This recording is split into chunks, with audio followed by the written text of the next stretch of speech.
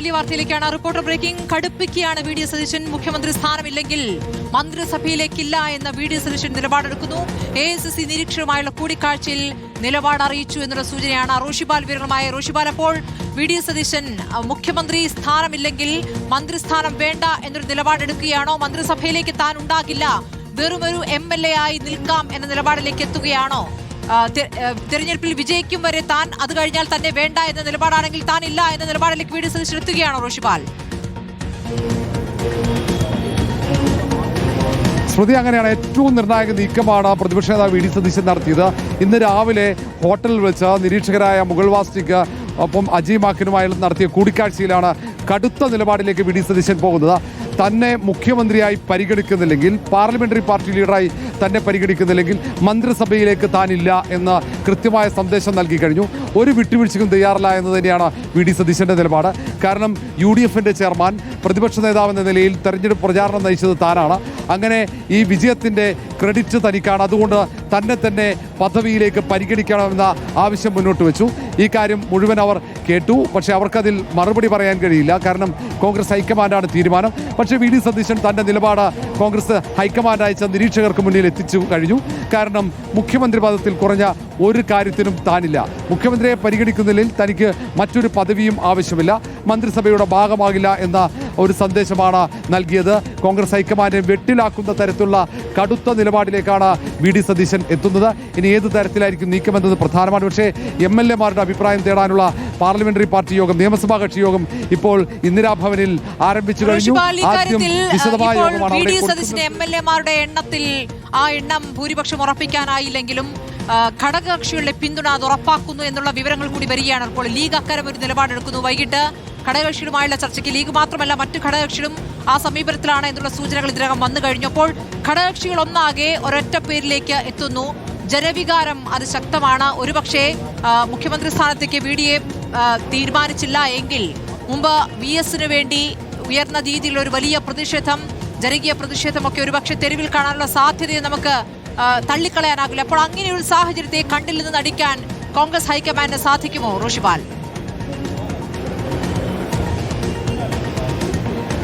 സ്മൃതി, എന്തായാലും കോൺഗ്രസ് നേതൃത്വത്തെ സംബന്ധിച്ചിടത്തോളം പാർലമെന്ററി പാർട്ടി ലീഡറെ തീരുമാനിക്കുന്നതിന്റെ പ്രഥമമായ പരിഗണന അവർ നൽകുന്നത് MLA-മാരുടെ പിന്തുണയാണ്.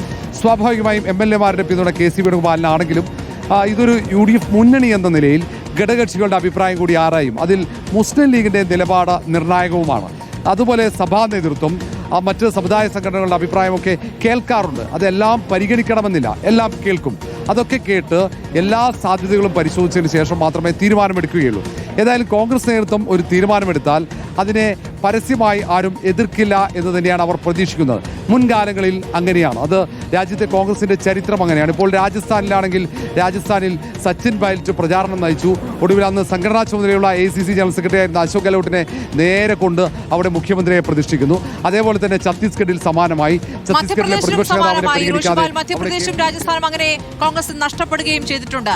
ആ അനുഭവം സീനിയോറിറ്റി പരിഗണിച്ചുള്ള തീരുമാനങ്ങളിലേക്ക് കടക്കുമ്പോൾ അത് പാഠമാകുമെന്നൊരു ചോദ്യം കൂടിയുണ്ടല്ലോ. മുഖ്യമന്ത്രി സ്ഥാനം വേണം അല്ലെങ്കിൽ മന്ത്രിസഭയിലേക്കില്ല എന്ന നിലപാട്, ആ തീരുമാനം അറിയിച്ച ശേഷം ഇനിയിപ്പോൾ അറിയാനുള്ള കാര്യങ്ങൾ എന്താണ്? ഇപ്പോൾ ഈ പറയുന്ന നിരീക്ഷകരെത്തുന്നു, നേതാക്കളിൽ നിന്ന് അഭിപ്രായം എടുക്കുന്നു, MLA-മാരുടെ എണ്ണം എടുക്കുന്നു, അതിനുശേഷം ഹൈക്കമാൻഡിലേക്ക് പോയി അവിടെയുള്ള ചർച്ച എപ്പോഴായിരിക്കും? റോഷിബാൽ, ഇതിലൊരു അന്തിമ തീരുമാനം, ഹൈക്കമാൻഡിൻ്റെതായ പ്രഖ്യാപനം എപ്പോൾ പ്രതീക്ഷിക്കാം? റോഷിബാൽ,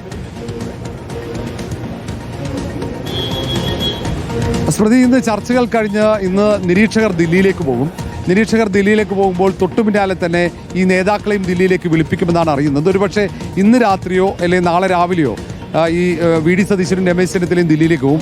നിലവിൽ KC വേണുഗോപാൽ ദില്ലിയിലാണെന്നാണ് നമുക്ക് ഒടുവിൽ അറിയാൻ കഴിയുന്നത്. ഇതിനൊപ്പം തന്നെ പ്രവർത്തക സമിതി അംഗങ്ങളായ കൊടിക്കുന്നിൽ സുരേഷ്, ശശി തരൂർ അടക്കമുള്ളവർ, K സുധാകരൻ അടക്കമുള്ളവരെയും ദില്ലിയിലേക്ക് വിളിപ്പിക്കും.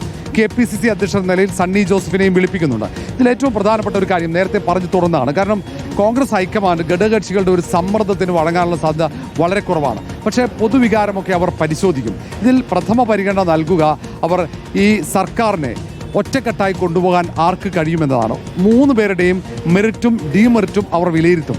അതിൽ അവസാന ഘട്ടത്തിൽ ഒരുപക്ഷെ സോണിയാഗാന്ധിയുടെ കൂടി അഭിപ്രായം ആരായാൻ സാധ്യതയുണ്ട്. കോൺഗ്രസിന്റെ രാജ്യത്തെ ചരിത്രമാണ് നേരത്തെ ഞാൻ പറഞ്ഞു തുടങ്ങിയത്. ഒടുവിൽ തെലങ്കാനയിൽ പോലും അങ്ങനെയാണ്. ഇപ്പോൾ കർണാടകയിൽ DK ശിവകുമാർ വലിയ പ്രചാരണം നയിച്ച് ഓടി നടന്നെങ്കിലും DK ശിവകുമാറിന് 2.5 വർഷം മുഖ്യമന്ത്രി പദം ഓഫർ ചെയ്തെങ്കിലും അവസാന ഘട്ടത്തിൽ പോലും സിദ്ധരാമയ്യ തന്നെയാണ് മുഖ്യമന്ത്രിയായി തുടരുന്നത്. അവിടെ തർക്കം തുടരുകയാണ്. അങ്ങനെ തർക്കത്തിന് സച്ചിൻ പൈലറ്റ് പലപ്പോഴും രാജിവെച്ച് പാർട്ടി വിടുമെന്ന് ഭീഷണി ഉയർത്തിയിട്ട് പോലും അവിടെ AICC നേതൃത്വം വഴങ്ങിയിട്ടില്ല എന്നതാണ് ഒരു ചരിത്രം. ഏറ്റവും ഒടുവിൽ തെലങ്കാനയിൽ പോലും അവിടെ BJPയിൽ നിന്നെത്തിയ തെലങ്കാനയിലെ നേതാവായ രേവന്ത് റെഡ്ഡി അവിടെ മുഖ്യമന്ത്രി പദത്തിലേക്ക് പരിഗണിക്കരുത്. അവിടെ മുതിർന്ന നേതാക്കൾ ഉണ്ടായിട്ടും അങ്ങനെയാണ് കോൺഗ്രസിൻ്റെ ഒരു രീതി. അങ്ങനെയാണ് അവർ മറ്റു പല ഘടകങ്ങളും പരിശോധിച്ച് അവർ തീരുമാനമെടുക്കും. ഘടകകക്ഷികളെ അവർ അവസാന ഘട്ടത്തിൽ എന്തുകൊണ്ട് ആ തീരുമാനമെടുത്തു എന്ന് ബോധ്യപ്പെടുത്തും. പക്ഷേ പ്രതിപക്ഷ നേതാവ് VD സതീശനെ ചരിത്രത്തിലില്ലാത്ത വിധത്തിൽ പ്രധാനപ്പെട്ട ഘടകകക്ഷിയായ മുസ്ലിം ലീഗിന്റെ സംസ്ഥാന അധ്യക്ഷൻ പരസ്യമായി ആവർത്തിച്ച് പിന്തുണയ്ക്കുകയാണ്. ആ ഘട്ടത്തിൽ സ്വാഭാവികമായും നിരീക്ഷകരായെത്തിയ നേതാക്കൾ അത് കേരളത്തെക്കുറിച്ച് നന്നായി ധാരണയുള്ളവരാണ്. സാധാരണ വരുന്ന നിരീക്ഷകരല്ല. മല്ലികാർജ്ജുൻ ഖാർഗെ നേരത്തെ കഴിഞ്ഞ തവണ കേരളത്തിന്റെ നിരീക്ഷകനായി എത്തുമ്പോൾ അദ്ദേഹത്തിന് കേരളത്തിന്റെ രാഷ്ട്രീയ സാഹചര്യങ്ങൾ ബോധ്യമില്ല. പക്ഷേ ഇപ്പോൾ വന്നിരിക്കുന്ന മുഗൾ വാസ്നിക നേരത്തെ സംസ്ഥാനത്തിന്റെ ചുമതല ഉണ്ടായിരുന്ന AICCയുടെ ജനറൽ സെക്രട്ടറി കൂടിയാണ്. അജയ് മാക്കിന് കൃത്യമായി കേരളത്തിലെ രാഷ്ട്രീയ നേതൃത്വത്തെയും രാഷ്ട്രീയ സാഹചര്യത്തെക്കുറിച്ചും അറിയാം. അതുകൊണ്ട് നിരീക്ഷകർ അവിടെ എത്തി നൽകുന്ന റിപ്പോർട്ട് MLA-മാരുടെ എണ്ണം അതാണോ പരിഗണിക്കുക, അതിലപ്പുറമുള്ള തീരുമാനങ്ങളിലേക്ക് ഹൈക്കമാൻഡ് പോകുമെന്നുള്ളതാണ്. സോണിയാഗാന്ധിയുടെ നിലപാട് നിർണായകമാണ്. കാരണം പ്രതിപക്ഷ സ്ഥാനത്തേക്ക് VD സതീശനെ നിശ്ചയിച്ച തീരുമാനം വന്നതും അന്ന് സോണിയാഗാന്ധിയിൽ നിന്നാണ്. അതാണ് VD സതീശന്റെ പ്രതീക്ഷയും.